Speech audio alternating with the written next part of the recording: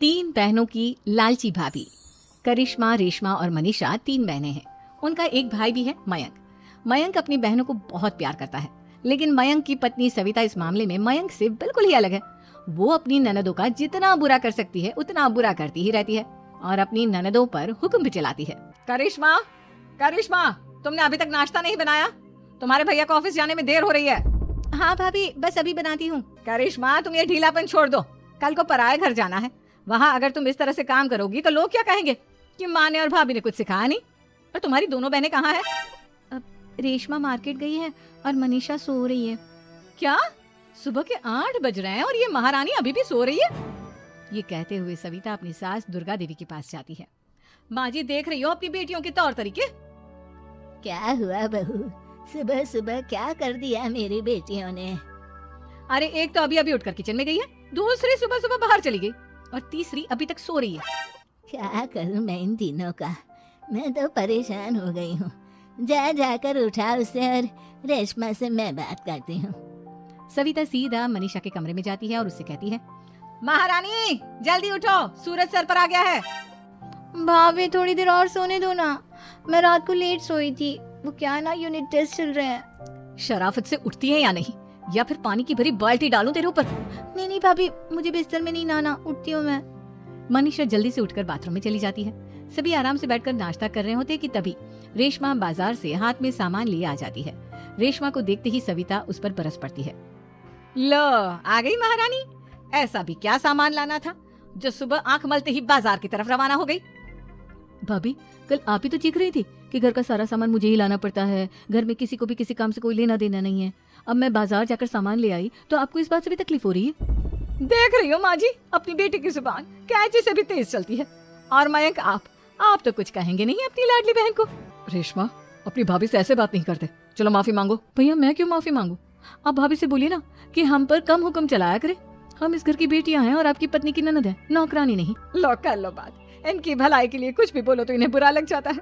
इस घर में यही इज्जत है मेरी। देख लो माँ जी, आपकी बेटी किस लहजे में मुझसे बात कर रही है। सविता वहाँ से चली जाती है। मयंक को बहुत गुस्सा आता है, वो भी वहाँ से चला जाता है।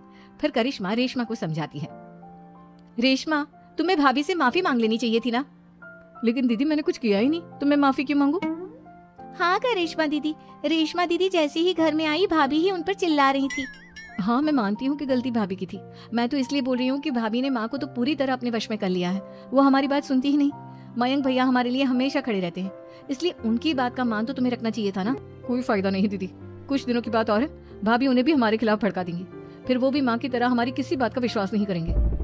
इसी तरह सविता अपनी तीनों ननदों को किसी न किसी बात पर परेशान करती रहती थी। एक दिन मयंक अपनी तीनों बहनों के लिए गिफ्ट लाया।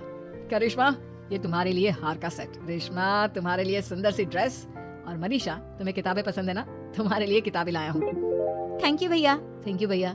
थैंक यू भैया। करिश्मा, तुम्हारा नेकलेस कितना सुंदर है, ये भैया कहाँ से ले आए होंगे? मैंने भैया को 3 दिन पहले फोन पर ये डिजाइन दिखाया था और आज भैया ये ले आए।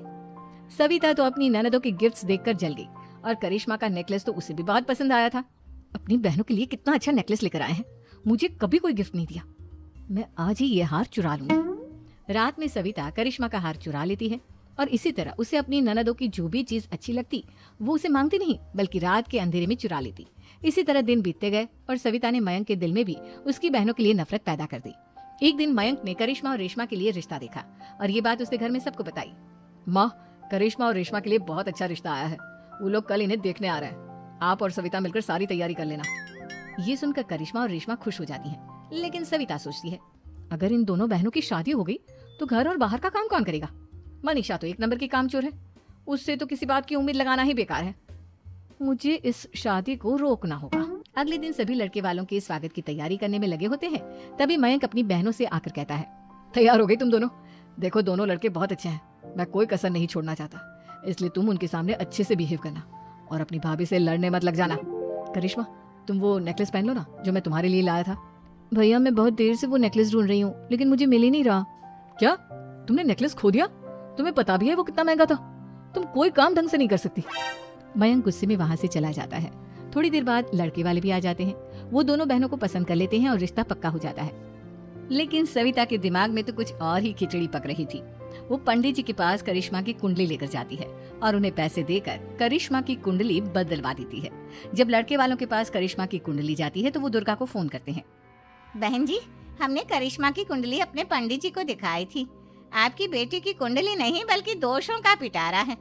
देखिए, मैं और मेरे पति इन सब बातों में बहुत विश्वास करते हैं, इसलिए हम आपकी बेटी से अपने बेटे की शादी नहीं करा सकते। इस तरह करिश्मा का रिश्ता टूट जाता है और सभी घर वालों को बहुत दुख होता है। अब कविता सोचती है, चलो करिश्मा का तो रिश्ता टूट गया, अब रेशमा का भी रिश्ता तोड़ना है। क्या करूं क्या करूं? अब सविता आवाज बदलकर किसी अननोन नंबर से रेशमा के होने वाले ससुराल में फोन करती है। हेलो, मैं कौन हूँ कौन नहीं ये आपके लिए जानना जरूरी नहीं। बस इतना सुन लो कि रेशमा का 2 साल से किसी के साथ अफेयर चल रहा है। बस रेशमा का रिश्ता तोड़वाने के लिए सविता का इतना कहना काफी था। अब रेशमा का भी रिश्ता टूट गया। मयंक और दुर्गा देवी ने रेशमा को खूब खरी खोटी सुनाई और उससे बार बार उस लड़के के बारे में पूछने लगी। आप दोनों मुझे क्यों परेशान कर रहे हो? अरे कोई लड़का होगा मेरी लाइफ में तो मैं बताऊंगी ना, जब कोई है ही नहीं तो कहाँ से लाऊं मैं कोई लड़का? तो तेरे होने वाले ससुराल वालों को फोन किसने किया था? माँ, मैं नहीं जानती किसने फोन किया था, मैं सच कह रही हूँ। मैं तो पहले ही कह रही थी इसकी लगाम खींच कर रखो, लेकिन मेरी सुनता ही कौन है? आप चुप रहिए भाभी, ये सब आपका ही किया धरा है। अब तीनों बहनों को विश्वास हो जाता है कि ये सब उनकी भाभी ही कर रही है। तीनों बहनें अपनी भाभी को सबक सिखाने के लिए एक वकील कर लेती है और घर में हिस्सा मांग। देखो भैया, माँ बाप की जायदाद में जितना बेटों का हक होता है उतना ही बेटियों का, इसलिए इस घर के 4 हिस्से होंगे और हमें अपना हिस्सा चाहिए। मैंने तुम्हारे लिए क्या क्या नहीं किया और तुम इस घर में हिस्सा मांग रही हो? भैया, आप और माँ हम बहनों की कोई बात नहीं सुनते हो और भाभी हमारी शादी नहीं होने देगी क्योंकि उन्हें लगता है कि आप हमारी शादी में ज्यादा पैसा लगाओगे और उन्हें हम जैसी फ्री की नौकरानी कहाँ मिलेगी। तो हम भाभी के साथ तो रह नहीं सकते, हम बहनों को अपना हिस्सा चाहिए। अरे तुम्हें शर्म आनी चाहिए अपनी भाभी पर ऐसा इल्जाम लगाते हुए। वो तुम्हारे बारे में कितना सोचती है। हाँ माँ, भाभी हमारे बारे में बहुत सोचती है, दिन रात बस यही सोचती रहती है कि किस तरह से अपनी तीनों ननदों को परेशान करूं और कभी मुझे पढ़ने भी नहीं देती। दोनों बहनों का रिश्ता भी तो इन्होंने ही तोड़वाया है और रात में हमारे कमरे में आकर हमारी चीजें भी चुराती हैं। इसी तरह सविता की तीनों ननदें अपनी बात पर अड़ी रही। अब कोर्ट में तारीख भी शुरू हो गई। जब सविता को लगा कि उसकी तीनों ननद इतनी आसानी से नहीं मानने वाली, तो उसने अपने पति और सास को सारी सच्चाई बता दी और अपनी तीनों ननद से माफी मांगी। मयंक और दुर्गा को भी अपनी गलती का एहसास हो गया। अब सविता खुद करिश्मा और रेशमा के लिए अच्छा रिश्ता ढूंढती है और उनकी शादी करवाती है।